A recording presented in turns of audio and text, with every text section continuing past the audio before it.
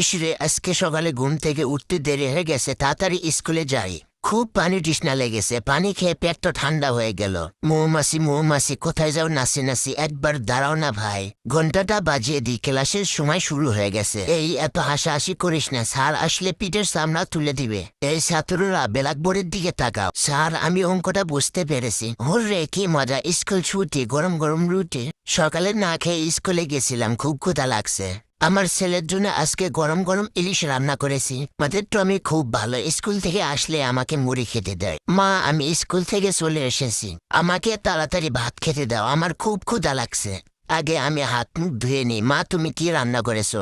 Wow মা, আমি অনেক খুশি হয়েছে, তুমি আমার জন্য ইলিশ মাছ রান্না করেছো। চারিদিকে খুব বাতাস উঠেছে, ঘুড়ি উড়াতে খুব মজা লাগছে। কাল বৈশাখী ঝড় উঠেছে, আমাদের ধানগুলো সব নষ্ট হয়ে যাবে।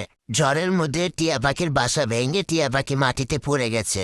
তুমি এখন আমাদের বাড়িতে থাকবে এবং ভালো মন্দ খাবে। আন্টি তাড়াতাড়ি চলুন, টমি পানিতে পড়ে গেছে, টমিকে তাড়াতাড়ি বাঁচাতে হবে। টমি আজকে টিয়া পাখিগুলো না থাকলে তোকে বাঁচাতেই পারতাম না রে বাবা।